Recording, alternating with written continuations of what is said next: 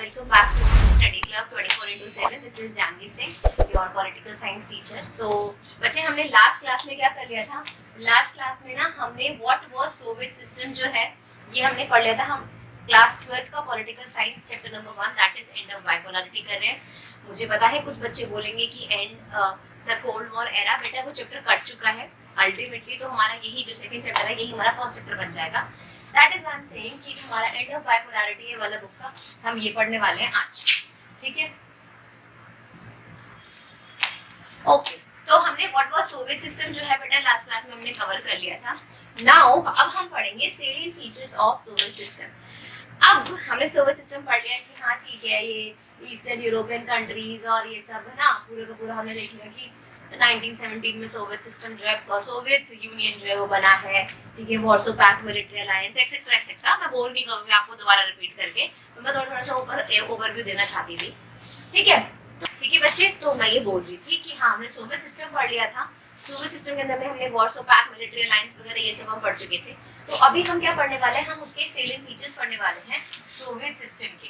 ठीक है बच्चों, अब हमने देखा कि हाँ सोवियत सिस्टम जो था वो था, पर ऐसा क्या क्या फीचर्स थे उसके सोवियत सिस्टम के कि उसको वो इतना मतलब इतने टाइम तक टिक गया. आई वुड से ठीक है 1970s में हुआ था, 1991 में जाकर डिसइंटीग्रेट हुआ. बेटा कुछ तो होगा ना उसके अंदर में, कुछ अच्छी क्वालिटी तो कुछ तो होगी ना. तो वो बेसिकली बेटा हम ना उसके ना जो अच्छी बातें हैं आई वुड से कैरेक्टरिस्टिक्स जो है फीचर्स जो है वो हम सोवियत सिस्टम के यहाँ पर पढ़ेंगे. The Soviet economy was then more developed than the rest of the world except for the USA. अब हमें पता है कि यूएसए की जो इकोनॉमी थी वो तो नंबर 1 पे आई हुई थी. ठीक है, उसके अलावा जो सेकंड नंबर पे जो आ रहा था वो हमारा कौन सा था? सोवियत यूनियन था. उसकी इकोनॉमी जो थी वो काफी ज्यादा डेवलप थी एक्सेप्ट फॉर द यूएसए. मतलब यूएसए को छोड़ के उसकी इकोनॉमी क्या थी? Most developed. ठीक है, okay. It had a complex communication network, vast energy resources including oil, iron and steel, machinery production and transport sector that connected its remotest area with efficiency. इसका मतलब बेटा क्या है कि उसका जो कम्युनिकेशन नेटवर्क था ना वो भी कॉम्प्लेक्स था. मतलब कि अगर मैं बोलूंगी ना कि ट्रांसपोर्टेशन नेटवर्क भी, इंफ्रास्ट्रक्चर भी, कम्युनिकेशन नेटवर्क भी, और हम ये बात करेंगे एनर्जी रिसोर्सेज भी, ये मशीनरी प्रोडक्शन, ये सब ना कुछ उसका बहुत ही बढ़िया था. क्या कर रहा था? जो बेटा ऐसे रिमोटेस्ट एरियाज होते हैं ना जहाँ पे मतलब हम बोलते हैं कि ट्रांसपोर्टेशन वहाँ पर पॉसिबल नहीं है, पर क्योंकि हमारा सोवियत यूनियन जो था वो इतना ज्यादा अच्छे खासा वेल डेवलप था तो वहां पर भी उसने ना पॉसिबल करवाया जो रिमोटेस्ट एरियाज तक में क्या हो कनेक्टिविटी हो पाए. ठीक है, ये इसका सेकंड फीचर था. उसके अंदर हमें पता है इसके एनर्जी रिसोर्स जैसे कि ऑयल होगा, आयरन एंड स्टील जो है, मशीनरी प्रोडक्शन जो है वहाँ पे ये खूब बहुत बढ़िया अच्छी लेवल पे. उसके बाद में it has a domestic consumer industry that produced everything. सबसे बेस्ट पार्ट ना बच्चों जो मुझे पर्सनली लगता है सोवियत यूनियन का, ठीक है वैसे तो मेरा ओपिनियन मैटर नहीं कर रहा है बट एज पर मी मुझे ऐसा लगता है कि जो पेन से लेके ना कार तक में वहाँ पे सबसे अच्छी बात क्या थी? यूएसएसआर के अंदर पेन से लेके छोटी सुई भी है ना वो भी बन रही है और एक बड़ी से बड़ी कार बन रही है. तो ये सबसे बेस्ट पार्ट जो था ना यूएसएसआर का था. लेकिन अब इसके अंदर ये प्रॉब्लम थी ना. क्या प्रॉब्लम थी इसके अंदर में? इसमें ये प्रॉब्लम थी कि जो क्वालिटी थी ना ये जितना ये जो वेस्टर्न कैपिटलिस्ट कंट्रीज थी, मतलब कि जो दूसरी वेस्टर्न कैपिटलिस्ट कंट्रीज थी ना उनकी क्वालिटी देख लो और हमारी यूएसएसआर की क्वालिटी देख लो. ये पेन से लेके कार तक में जो भी मटेरियल्स बन रहे हैं, आइटम्स बन रहे हैं, इनकी क्वालिटी देख लो. दोनों में ना कुछ मतलब जमीन आसमान का फर्क, लाइक ऐसा वाला टाइप का. मतलब क्वालिटी इतनी बढ़िया नहीं होती थी यूएसएसआर के जो हम जो बात करेंगे मटेरियल्स. ठीक है, the Soviet state ensure a minimum standard of living for all the citizens and the government subsidized basic necessities including health, education, child care and other welfare schemes. ठीक है बच्चे, अब वहाँ पे कहते हैं कि जो गवर्नमेंट थी, सरकार थी, उसने क्या करा था? सोवियत सिस्टम ने बेसिकली हर एक इंसान को ना बेटा minimum standard of living provide कर रहा था व्हिच वाज बेसिक और नेसेसरी. मतलब मैं बोल रही हूँ कि कम से कम एक इंसान को क्या रोटी कपड़ा और मकान टाइप समथिंग तो मिल जाता है ना. वहां पे जो सोवियत स्टेट था उन्होंने लोगों को इतना स्टैंडर्ड ऑफ लिविंग तो प्रोवाइड कर रखा था कि लोग ऐसा कि भूखे नहीं मर रहे. ठीक है, भूखे ना मरने वाला सीन नहीं होना चाहिए.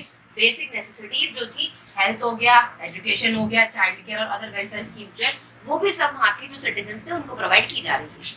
ये बेस्ट पार्ट था सोवियत यूनियन का. There was no unemployment. भैया कोई भी घर में बैठ के मुफ्त की रोटी नहीं तोड़ रहा है. मतलब काम कर रहे हैं लोग, जितना काम कर रही है, मेहनत कर रही है, एम्प्लॉयमेंट था सबके पास. ठीक है, state ownership was a dominant form of ownership. वहाँ पे सब पावर्स जो थी, जैसे कि मैंने आपको बताया कि कम्युनिस्ट और सोशलिस्ट आइडियोलॉजी जो मारी थी, उसका मतलब क्या था कि स्टेट कंट्रोल था। यहाँ पे भी क्या है, यहाँ पे भी क्या, मतलब यही बात है फीचर, इस फीचर के अंदर भी यही बात है कि स्टेट ओनरशिप जो थी वो डोमिनेट फॉर्म थी। मतलब if I am the owner of something तो I will dominate that. Suppose this if I'll talk about the like pen, ये पेन जो है मैं बोल रही हूँ कि मेरा है, तो I'll show the ownership on this ना, ठीक है, कि मेरा है। तो वहाँ पर जो स्टेट ओनरशिप थी वो क्या थी, डोमिनेट फॉर्म थी किसकी, ओनरशिप की, मतलब वो ही ओन कर रहे थे, ठीक है। नाउ अब हम बात करेंगे, ये तो हमारे क्या हो गए फीचर्स के। अब हम बात करेंगे किसकी, challenges in the Soviet system. Soviet system के अंदर में क्या क्या चैलेंजेस थे मेरे प्यारे बच्चे, ये हम देखेंगे। चैलेंजेस बोल लो बेटा, या बोलो इसके ड्रॉबैक्स बोल लो, लिमिटेशंस बोल लो, आप ये भी बोल सकते हो, ठीक है ना। ओके, अब हम बात करते हैं Soviet system however became bureaucratic and authoritarian, making life difficult for its citizens. बच्चों चलो एक एग्जांपल लेते हैं। मान लो मैं हूं, ठीक है, मान लो मैं हूं, क्या मतलब मैं तो हूं ही, ठीक है। अगर मैं हूं और मैंने बोला कि मतलब मान लो मेरी दोस्त है शिल्पा, ठीक है, शिल्पा है और एक लड़की उन्नति, ये दो तीन मेरे दोस्त हैं, शिल्पा, उन्नति और एक और लड़की कोई और, मतलब राबिया, ठीक है, ये तीन लड़कियां हैं। अब क्या हुआ कि हम चारों का ग्रुप है, एक पूरा का पूरा हम चारों का ग्रुप है, उसके अंदर में मैं बोल रही हूँ कि भैया तुम लोगों ना मेरी, मैं जो बोलूंगा वो तुम्हें फॉलो करना है, तुम तीनों को फॉलो करना है, ठीक है। अब उन्नति बोले क्यों भाई हम तेरी क्यों फॉलो करें। अब उसके बाद आते राबिया बोलती मैं क्यों तेरी फॉलो करूँ, ठीक है, सबको दिक्कत है, ठीक है। मैं बोल रहा हूँ कि मेरी अथॉरिटी है, मैं रूल करूंगी तुम तीनों पे, मैं जो बोलूंगी ना वही तुम्हें करना पड़ेगा। अब तीनों को परेशानी है इस चीज से।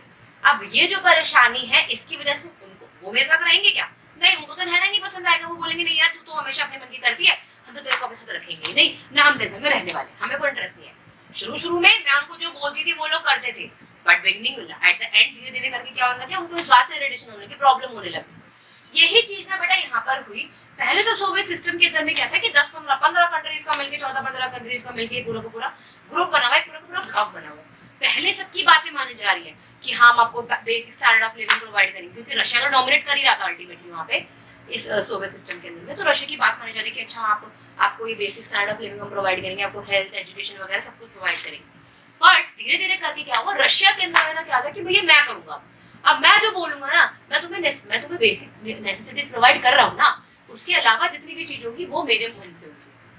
तो वो क्या होने लगा था, ये क्या होता है अथॉरिटेटिव हो जाना, कि भैया मेरी अथॉरिटी है, मैं जो बोलूंगा वो होगा, ठीक है। ऐसा ही यहाँ पर हुआ कि जो पूरा का पूरा सोवियत सिस्टम जो था ना बच्चे, ये ना बहुत ज्यादा ब्यूरोक्रेटिक और अथॉरिटेटिव हो गया था, जिसकी वजह से क्या हुआ था, सिटीजन्स की लाइफ क्या हो गई थी, डिफिकल्ट हो गई थी। जैसे कि मैंने आपको अपने एग्जांपल देके बोला कि मैं क्या हो गई थी, मैं अथॉरिटेटिव हो गई थी। पहले मेरे दोस्त मेरी बात मान रहे थे, लेकिन जैसे ही मैं ओवर अथॉरिटेटिव होगी, मतलब मैं बोलूंगी तुम्हें मेरी ही बात माननी पड़ेगी, तुम कहीं नहीं जा सकते, तुम ये नहीं कर सकते, तुम वो नहीं कर सकते, और तो हद रोक टोक लगा रही हूँ, तो उनको क्या होगा, मेरे से प्रॉब्लम है। अब वो एक टाइम पे क्या होगा कि भैया तो निकल नहीं, वो कहेंगे तू जा निकल, तू जा, में टाटा बाय बाय, शिल्पा विल्पा बोलेंगे सब लोग हम टाटा बाय बाय, तो यही सीन चलता रहेगा। हाँ, तो इसकी वजह से क्या हुआ, अथॉरिटेटिव बन गए, और इसकी वजह से क्या हुआ, लोगों की लाइफ जो थी ना वहाँ पे, जो लोग मतलब सिटीजन्स, उनकी लाइफ क्या हुई थी, बहुत ज्यादा डिफिकल्ट हो गई। और उसके बाद में एक और अच्छी चीज क्या थी, अच्छी नहीं थी बेटा, बुरी चीज थी, ठीक है, कि लैक ऑफ डेमोक्रेसी। भैया डेमोक्रेसी नहीं है, गुड बेटा। नेक्स्ट अब इसके फीचर्स देखो, ठीक है। तो अब नेक्स्ट हम किस में मूव करें, हम कहते हैं लैक ऑफ डेमोक्रेसी। भैया डेमोक्रेसी है ही नहीं, हमारा प्यारा भारत की बात करते हैं। तो एग्जांपल अपने भारत से दूंगी मैं, ठीक है। तो हमारे प्यारे भारत के यहाँ पर डेमोक्रेसी है, कौन बताएगा डेमोक्रेसी का मीनिंग, आप ही बता देना कमेंट में, पर फिर भी मैं बता देती हूँ आपको। अगर आप तब तक वहां तक नहीं जाओगे, एकदम बंद कर देना वीडियो, उसके बाद में कमेंट में जाके लिख के आना, ठीक है। तो मैं बताती हूँ डेमोक्रेसी का बेसिकली बच्चे मतलब क्या होता है कि हमारे यहाँ पे क्या, हमारे यहाँ पे रिप्रेजेंटेटिव है जो ये कर रहा है, गवर्न कर रहा है कंट्री को, ठीक है। अब इस रिप्रेजेंटेटिव को चूज किसने करा है, लोगों ने चूज करा है, ये भी बात अच्छी है आप लोगों की, आपको पता है, वेरी गुड, शाबाश बच्चों, मेरे व्यूअर्स बहुत अच्छे, बहुत प्यारे बच्चे हैं यहाँ पे। तो अब डेमोक्रेसी का मतलब क्या होता है कि ऐसी government, democracy is a form of government जहां पे हम अपने रिप्रेजेंटेटिव को खुद चूज कर रहे हैं, like we have the power of choosing a representative by election, ठीक है। इलेक्शन के थ्रू हम यहाँ पे चूज कर रहे हैं। मोदी जी को ऐसा तो नहीं है ना, घर गए उनको हमने चूज करे आगे, नहीं, ऐसा तो नहीं है ना, इलेक्शन हुआ था तो चूज करा हमने उनको। तो वहां पे ना भैया डेमोक्रेसी नहीं थी। डेमोक्रेसी कैसे नहीं थी, अब एक एग्जांपल से समझा देती हूँ आपको। जैसे कि मैंने बोला शिल्पा हो गई, उन्नति होगी, मेरी 3-4 दोस्त हैं, मेरी बेस्ट फ्रेंड्स हैं, तो इन्हीं का नाम ले लेते हैं, शिल्पा, उन्नति और एक राबिया, ठीक है, और एक मैं, हम तीनों चारों का ग्रुप है। अब हम क्या, हम चारों ने क्या है, कम्युनिस्ट पार्टी है, ठीक है। अब शिल्पा खड़ी हो जाए इलेक्शन में, चाहे मैं खड़ी हो जाऊं, चाहे राबिया खड़ी हो जाए, चाहे उन्नति खड़ी हो जाए, ये चारों, कोई हम चारों में से कोई भी खड़ा हो जाए, अल्टीमेटली जीतेगी तो एक ही पार्टी ना। मैं ये तो नहीं बोलूंगी, मैं ये बोल सकती हूँ हाँ कि कम्युनिस्ट पार्टी से जानवी जीत गई है, ये मैं बोल सकती हूँ, लेकिन मैं ये तो नहीं बोलूंगी ना कि हाँ दूसरी पार्टी को जीत गई। जीती तो क्योंकि अल्टीमेटली कौन सी है, कम्युनिस्ट पार्टी है। तो डेमोक्रेसी के अंदर हम क्या बोलेंगे कि चॉइसेस होती हैं, लोगों के पास में ऑप्शंस होते हैं। हमारे इंडिया के अंदर में देख लो, different different multi party system है, यहाँ पे डिफरेंट डिफरेंट पार्टीज है, चॉइसेस है, बीजेपी, आम आदमी, जिसको चूज करना है आप करो, ठीक है। लेकिन वहां पे ऐसा कुछ था ही नहीं। वहां पे जैसे कि मैंने आपको बिगिनिंग में बताया, वहां पे क्या थी, एक ही पार्टी थी, कौन सी पार्टी, द कम्युनिस्ट पार्टी। तो वहां पे क्या था, डेमोक्रेसी थी ही नहीं, तो कम्युनिस्ट पार्टी ही चलती जा रही थी वहां पे।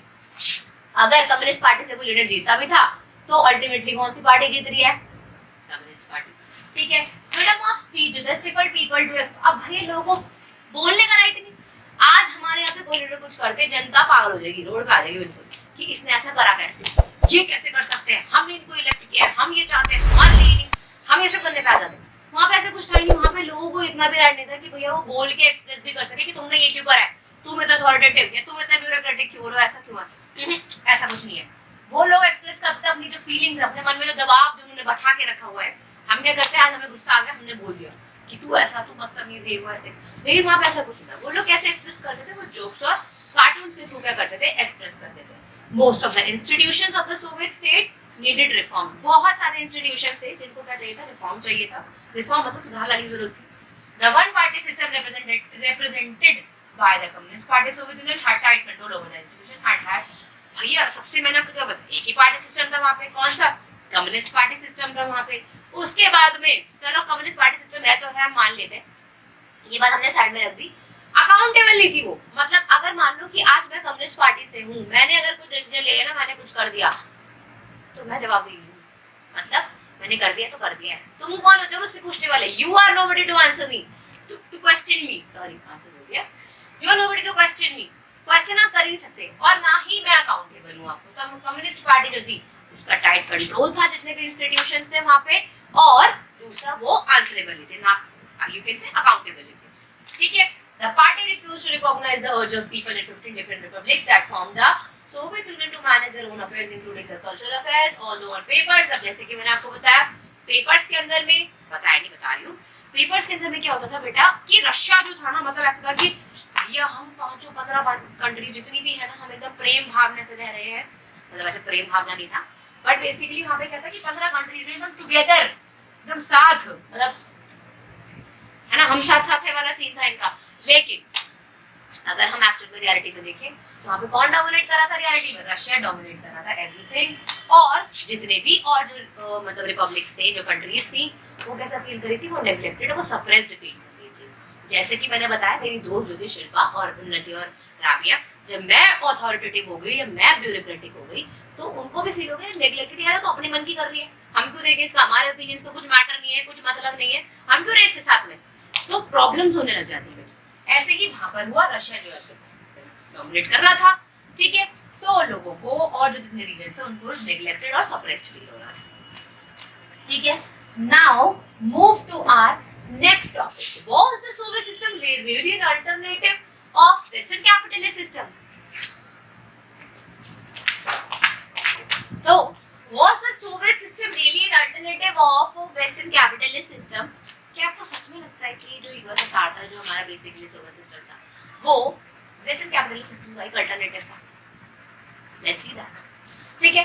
इन the arms the Soviet Union managed to match the US from time to time. देखो जैसे कि मैंने आपको बताया, आर्म रेस में तो भैया नंबर 1 पे तो यूएस था ही, और मतलब मैनेज करने में, मैच करने में ना जो मैनेजमेंट है वो यूएसआर का बहुत बढ़िया, कि शाबाश, मतलब क्लैपिंग ऐसा वाला सीन।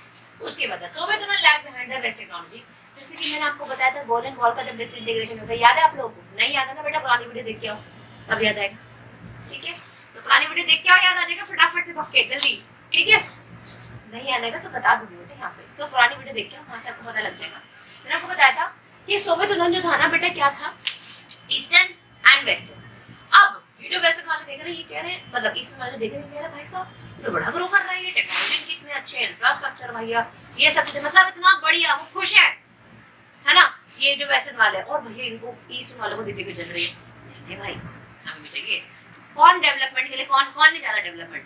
मैं चाहती हूँ क्या कि डेवलपमेंट ना हो? ऑफ कोर्स नहीं, मैं तो नहीं चाहती, सब चाहते हैं डेवलपमेंट, सब चाहते हैं वो ग्रो करे। वो भी सेम चीज उनका ईस्टर्न वालों का था, वो वेस्टर्न को देख देख के फूक रहे हैं। वैसे ही वो सोवियत यूनियन जो था वेस्टर्न टेक्नोलॉजी में, इंफ्रास्ट्रक्चर में, और जितना भी हम बोलेंगे कि लोगों की एस्पिरेशंस को पूरा नहीं कर पा रहे। अब जब हमारा इंडिया इंडिपेंडेंट हुआ था बेटा, तो क्या थी, लोगों के अंदर एस्पिरेशंस थी, है ना, ख्वाहिशें थी कि वाओ इंडिया आजाद हो गया, हम ये होगा, हमारी कंट्री में हम ये फॉलो करेंगे, ऐसे ऐसे रूल्स एंड रेगुलेशंस होंगे, इलेक्शन होंगे, वाओ, ठीक है। तो लोगों की ना अलग अलग लोगों की ना बड़े डिफरेंट एस्पिरेशंस होते हैं, एक्सपेक्टेशंस होती है किसी पर्टिकुलर चीज को। अब वहां पे ये जो हमारा सोवियत यूनियन है, लोगों के एस्पिरेशंस, उनके एक्सपेक्टेशंस जो वो कर रहे हैं अपने कंट्री की गवर्नमेंट से, वो पूरा नहीं कर पा रहे, वो प्रॉब्लमैटिक हो गया था। दो wages continue to grow, productivity and technology fell considerably behind that of the west, this led to the shortage in all consumers। धीरे करके जैसा कि क्या हो रहा था बेटा, वहाँ पे धीरे करके ना इकोनॉमिक कंडीशन लोगों की खराब होती जा रही थी, टेक्नोलॉजी प्रोडक्शन इतनी ज्यादा हाई लेवल पे हो नहीं रही थी। जब प्रोडक्शन नहीं हो रही है तो खाएंगे क्या, कंज्यूमर गुड्स की शॉर्टेज हो गई।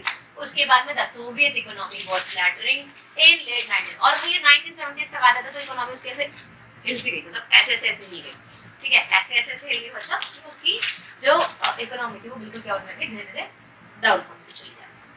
ठीक है बच्चों, आगे आपको समझ में। Our next topic is Gurbashev and the disintegration। Gorbachev and disintegration के बारे में हम पढ़ने वाले हैं। Who was गुरबाशेव? कौन बताएगा मुझे? कौन बताएगा? Very good.